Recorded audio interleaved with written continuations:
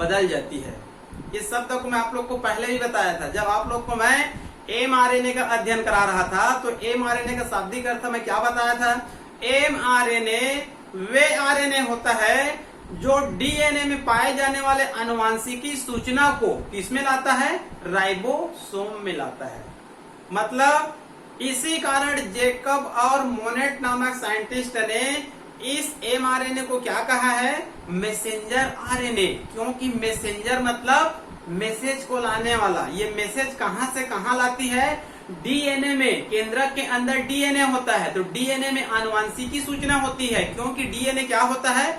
आनुवांशिक पदार्थ होता है। तो डीएनए में जो आनुवांशिकी सूचना होती है उस सूचना को mRNA केंद्रक से लाकर कोशिका द्रव्य में पाए जाने वाले राइबोसोम में लाती है। और राइबोसोम उस सूचना को पाने के बाद ही क्या कार्य करता है? प्रोटीन सिंथेसिस का कार्य करता है। तो इसी को कहना चाहिए क्रिक नामक साइंटिस्ट ने अपना विचार प्रतिपादित किया। उनके अनुसार डीएनए में उपस्थित आनुवांशिकी सूचना mRNA में स्थानांतरित होने के बाद जेनेटिक कोड में क्या हो जाती है? बदल जाती है। इसी अवधारणा के बाद 3 वैज्ञानिक और आए। उसमें से प्रसिद्ध एनआरआई भारतीय वैज्ञानिक है डॉक्टर हरगोविंद सिंह खुराना। डॉक्टर हरगोविंद सिंह खुराना। दूसरा वैज्ञानिक है नीरनबर्ग और तीसरा वैज्ञानिक है होली। मतलब 3 वैज्ञानिकों ने इसी अवधारणा के आधार पर जेनेटिक कोड का क्या किया? खोज किया। और इन कार्यों के लिए इन वैज्ञानिकों को नोबेल पुरस्कार भी मिला।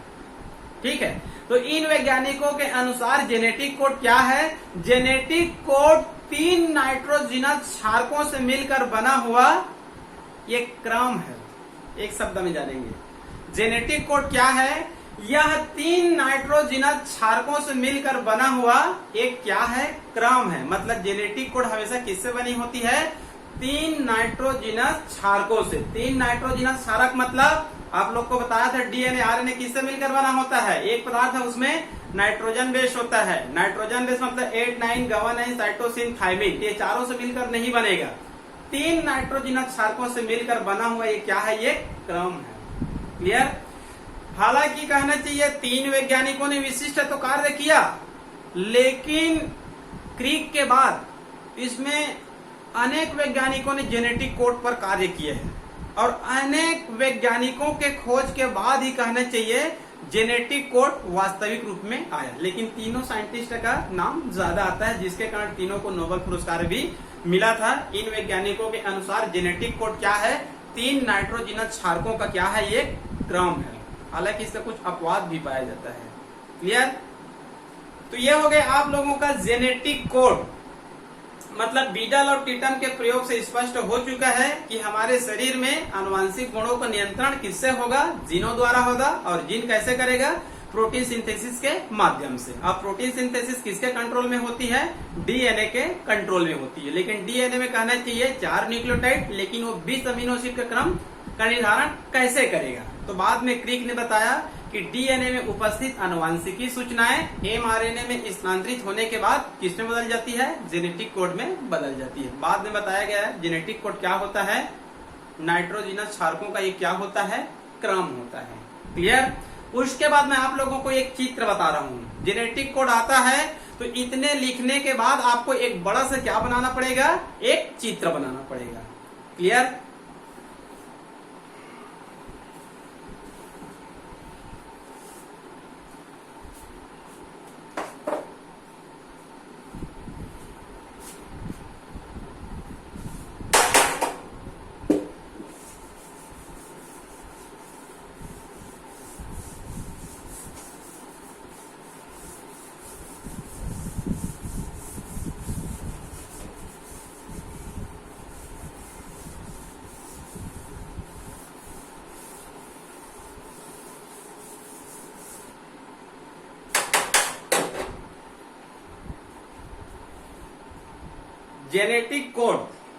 जेनेटिक कोड का एक चित्र देखते हैं। ठीक है, ये चित्र दिख रहा है, ये जेनेटिक कोड का एक चित्र है। ठीक है, ये वास्तव में mRNA है। ये वास्तव में क्या है? ये mRNA का ये कहना चाहिए चैन है जो किसका निर्माण करेगा? अमीनो एसिड का निर्माण करेगा। ये सब अमीनो एसिड है और कोड है, ठीक है। तो जेनेटिक कोड को आप लोग को बनाना है तो पहले आप लोगों को इसमें 16 खाने आपको बनाना पड़ेंगे, ठीक है। कितने खाने बनाना है? 16। 1 2 3 4।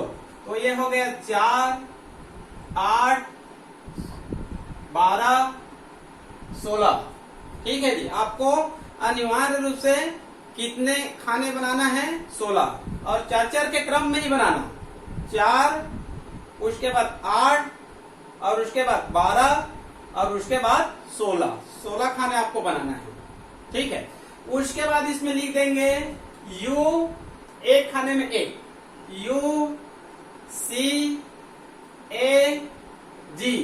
इस क्रम को याद रख लेंगे हमेशा के लिए, U C A G, U C A G। इधर भी एक खाने में एक, U C A G, U C A G, और इधर उसको बार बार लिखना है प्रत्येक खाने में, U C A G, U C A G, U C A G, और नीचे में भी है U C A G।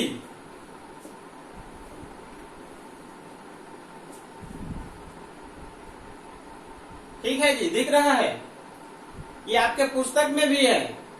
यदि मान लो कहने की ये नीचे के भाग दिखाई ही नहीं देगा, कि स्पष्ट रूप से बुक में भी है, और प्रत्येक बुक में ये सेम रहेगा। कई बार क्या होता है, जब लेखक अलग अलग होते हैं तो थ्योरी तो अलग अलग हो सकता है, लेकिन ये चित्र आपके सभी बुक में इसी प्रकार से रहेगा, ठीक है। तो मेरे ख्याल से दिख रहा होगा, ठीक है।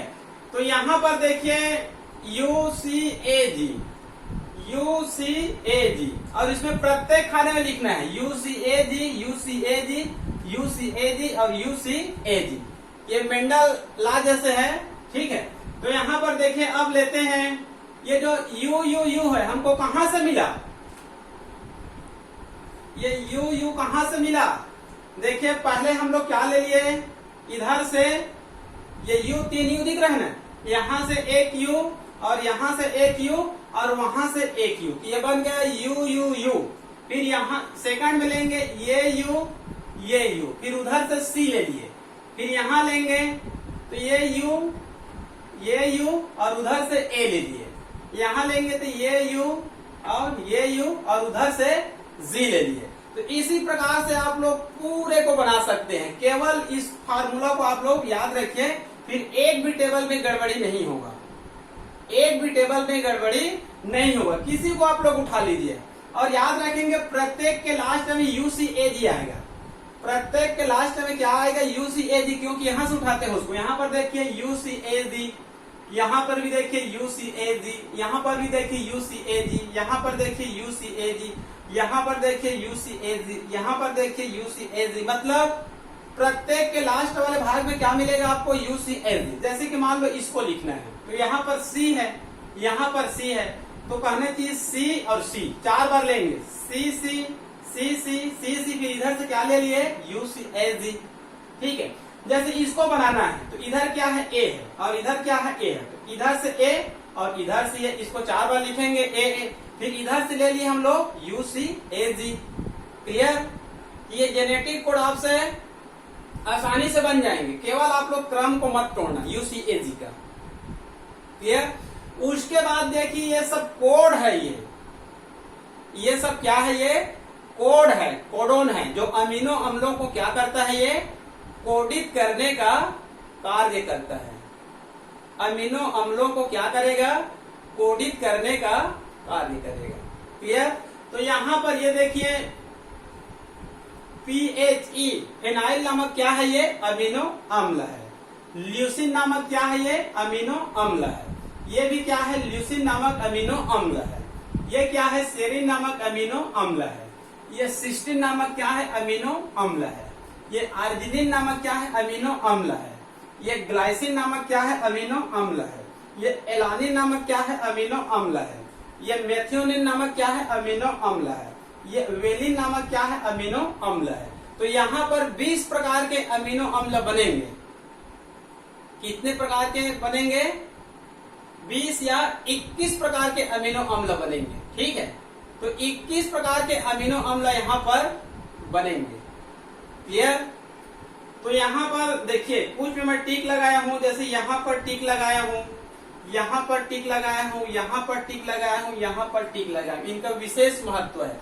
जब इस जेनेटिक कोड प्रारंभ होगा, जब ये जेनेटिक कोड क्या होगा? प्रारंभ होगा। ठीक है, तो ये यहीं से प्रारंभ होता है। AUG, एक कोड है, कोडोन है, यहीं से क्या होगा? प्रारंभ होगा ये पूरे जेनेटिक कोड। तो इसके लिए इसको क्या लगा दिया हूं? टिक लगा दूंगा, आगे बताऊंगा करेक्टर में।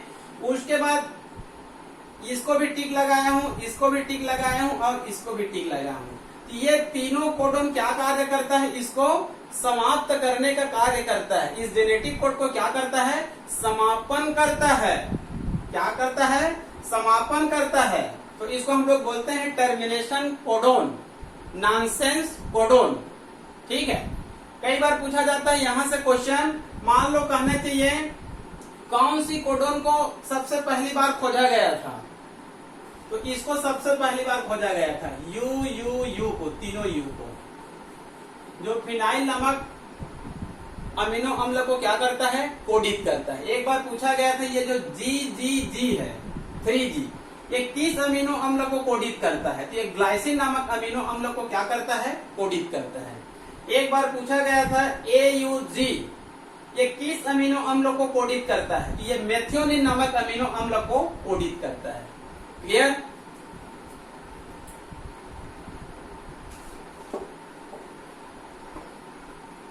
इसका मैं आप लोगों का कुछ लक्षण बता रहा हूं। ठीक है जी, ये नीचे वाला भाग थोड़ा सा नहीं दिख रहा है।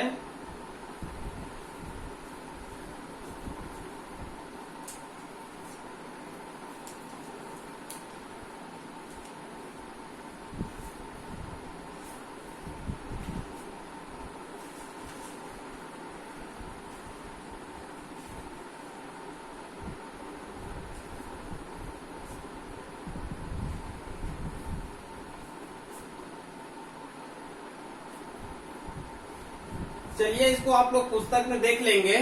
ठीक है, तो इसका मैं लक्षण बता रहा हूं।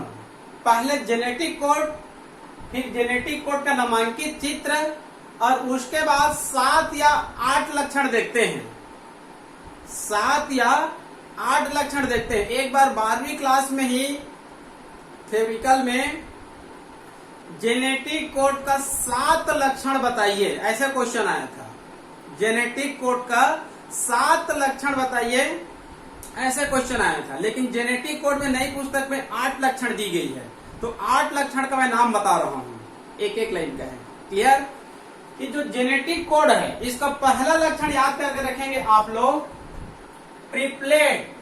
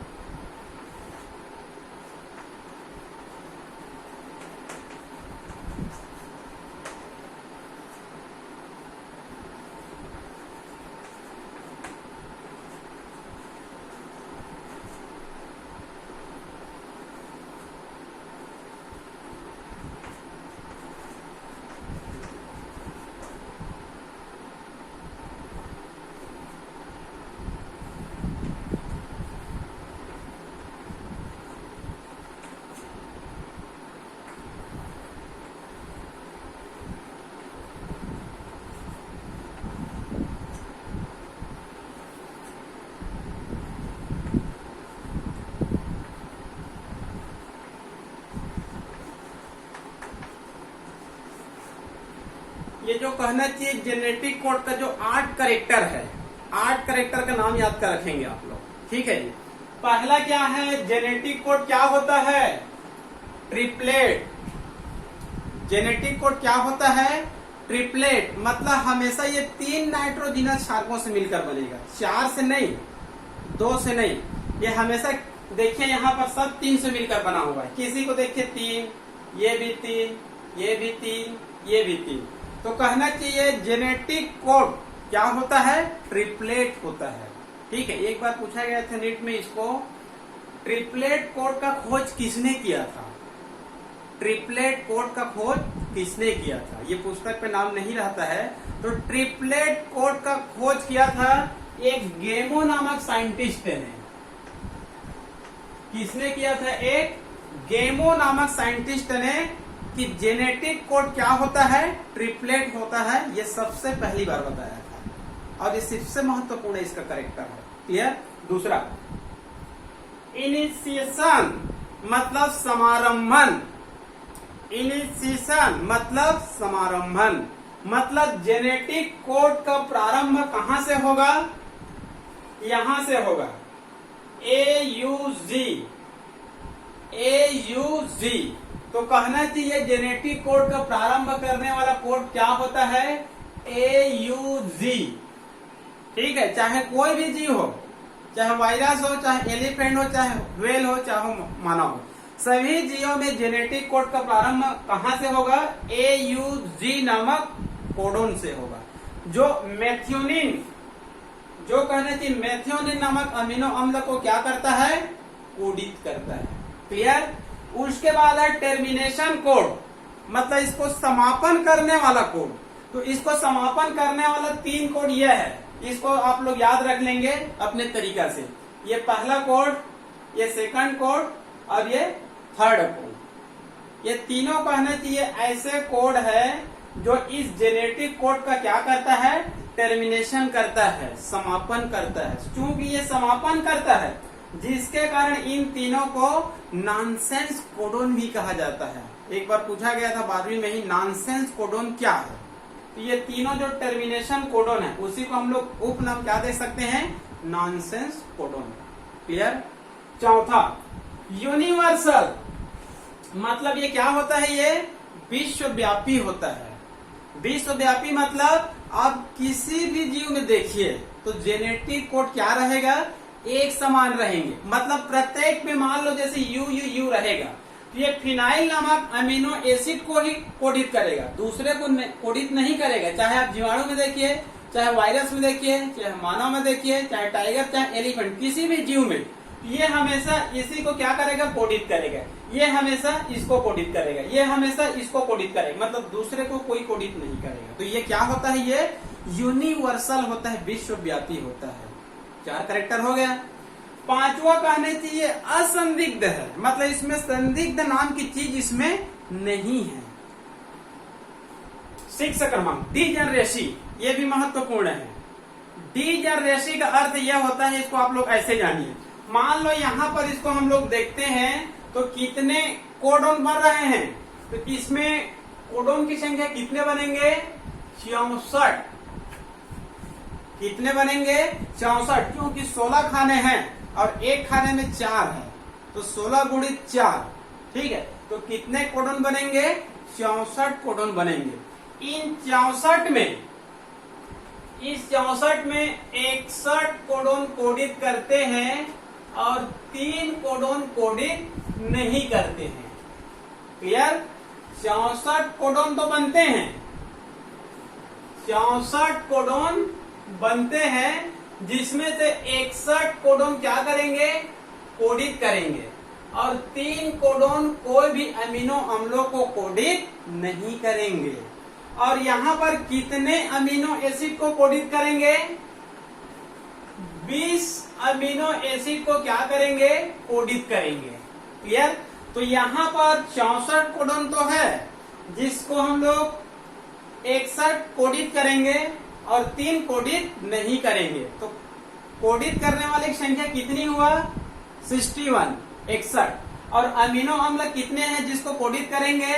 20। तो इसी को हम लोग बोलते हैं डीजनरेसी। तो इसका शाब्दिक अर्थ यह होता है, कोडोन की संख्या 61 और अमीनो अम्लों की संख्या 20। तो एक ही अमीनो अम्ल को कई कोडोन कोडित करते हैं। एक ही अमीनो अम्ल को कई कोडोन क्या करते हैं, कोडित करते हैं, उसी को क्या कहा गया है, डीजेनरेसी। उदाहरण के तौर पर देखिए, ये आर्जिनिन नामक अमीनो एसिड है, इसको ये कोडित कर रहा है, ये भी आर्जिनिन नामक अमीनो एसिड है, इसको ये कोडित कर रहा है। ठीक है जी। तो उसी प्रकार से जैसे हम लोग देखेंगे, मतलब मैं पूरे का नाम नहीं लिखा हूं, जैसे कि ल्यूसिन, इसको ये कोडोन कोडित कर रहा है, ये भी ल्यूसिन, इसको भी ये कोडोन कोडित कर रहा है। मतलब इसका साथ ये भी सेरिन, इसको ये कोडित कर रहा है, ये भी सेरिन, इसको ये कोडित कर रहा है। इसका अर्थ यह हुआ कि 61 कोडोन है और अमीनो अम्लों की संख्या कितना है, 20 है।